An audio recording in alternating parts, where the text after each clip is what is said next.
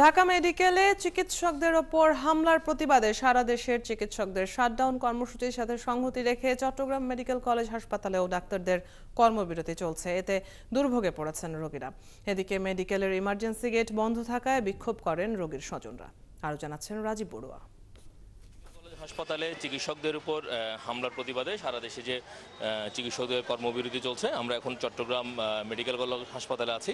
এখানে আমরা দেখছি যে আজকে দুপুর থেকেই ইন্টার্নি যারা চিকিৎসক রয়েছেন তারা কর্মবিরতিতে আছেন এবং এটা হচ্ছে ইমার্জেন্সি যে বিভাগ তার গেট, এটা আমরা দেখতে পাচ্ছি এটা বন্ধ রয়েছে এবং এইখানে যারা চিকিৎসা নিতে এসছেন তারা কিন্তু কেউ আসলে ঢুকতে পারছেন না। তবে হাসপাতাল পরিচালক বলছেন যে এখানকার যারা ডাক্তার তারা চিকিৎসা দিচ্ছেন, যদিও ইন্টার্ন চিকিৎসকদের কর্মবিরতি চলছে, কিন্তু যারা ডাক্তার তারা সেবাটা দিয়ে যাচ্ছেন। তো এখানে আমরা দেখছি অনেকগুলো অ্যাম্বুলেন্সে করে মুমূর্ষু রোগীদেরকে নিয়ে আসা হয়েছে। আমরা একটু কথা বলতে চাই। আপনাদের রুগী কোত্থেকে এনেছেন, কি অবস্থা? আমরা আমার থেকে আনছি, এনে আমার ওয়াইফ হয়।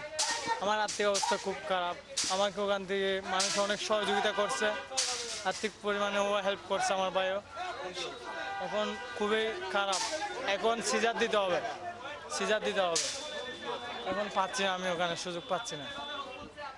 আমরা দেখছি যে চট্টগ্রামের যে আনোয়ারা উপজেলা, সেই আনোয়ারা থেকে এই রোগী এসছে এবং এখানে কিন্তু যেহেতু মেডিকেলের ইমার্জেন্সির গেট বন্ধ, ফলে যার কারণে তারা আসলে রোগী ভর্তি করতে পারছেন না। আমরা একটু আগে মেডিকেল ডিরেক্টরের সাথে কথা বলেছি, তিনি জানিয়েছেন যে ইন্টার্ন চিকিৎসকরা এই যে যারা কর্মবিরতি পালন করছে তারা এই গেট খুলে দিবে। এখানে আপনারা তো দেখছেন যে যারা চিকিৎসা নিতে আসছেন তারা এখানে চিৎকার করছেন যে গেটটা খুলে দেওয়ার জন্য, কিন্তু আসলে কেউ নেই। যারা ইন্টার্ন চিকিৎসক যারা কর্মবিরতি আছেন তাদেরকে আমরা এখানে আশেপাশে কোথাও দেখছি না। এই বন্ধ থাকার ফলে, গেট বন্ধ থাকার ফলে আমরা দেখছি এখানে যারা রুগীরা তারা চরম ভোগান্তির মধ্যে পড়েছেন। অনেক মুমূর্ষু রুগী এসছেন যারা আসলে চিকিৎসা নিতে এখানে আসতে পারছেন না।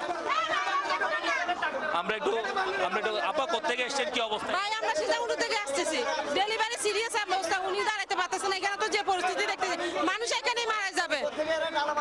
এটা কি কেন হচ্ছে তা আমরা জানি। এখানে কি রোগীদের কোনো সমস্যা? রোগী নিয়ে আমরা একজন পেশেন্টের সাথে একটু কথা বলতে চাই। ওনারা চিকিৎসকরা মানববন্ধন করবেন, ঠিক আছে, কিন্তু গেটে জরুরি বিভাগের গেট তালাবদ্ধ কেন? জরুরি বিভাগের গেট তালাবদ্ধ থাকবে কেন? ইমার্জেন্সি রোগীরা কেন চিকিৎসা পাবে না? আমাদের প্রশ্ন।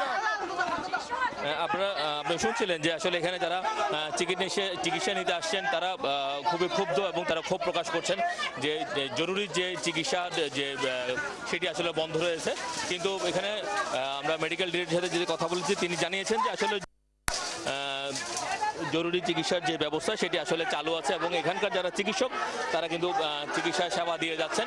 এবং এখনো পর্যন্ত আমরা জানি যে সারা দেশে যে ডাক্তারদের কর্মবিরতি যে চলছে, যেটা কমপ্লিট শাটডাউন যেটা চলছে, সেখানে কিন্তু চট্টগ্রাম মেডিকেল কলেজ হাসপাতালে যে যারা ডাক্তার তারা কিন্তু এই কর্মসূচির সাথে এখন একাত্মতা ঘোষণা করেনি, অর্থাৎ চিকিৎসকরা কিন্তু এখানে চিকিৎসা দিয়ে যাচ্ছে। শুধুমাত্র যারা ইন্টার্ন চিকিৎসক তারাই মূলত আসলে এখানে কর্মবিরতি পালন করছেন।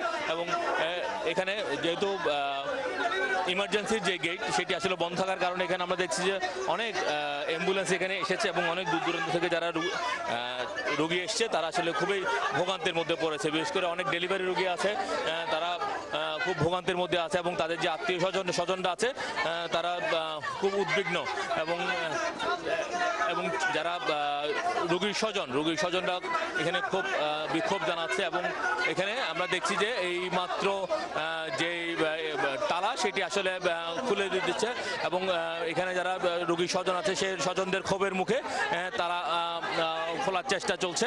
তো এই হচ্ছে চট্টগ্রাম মেডিকেল কলেজ হাসপাতালে ইন্টার্ন চিকিৎসকদের ধর্মঘটের ফলে সর্বশেষ পরিস্থিতি।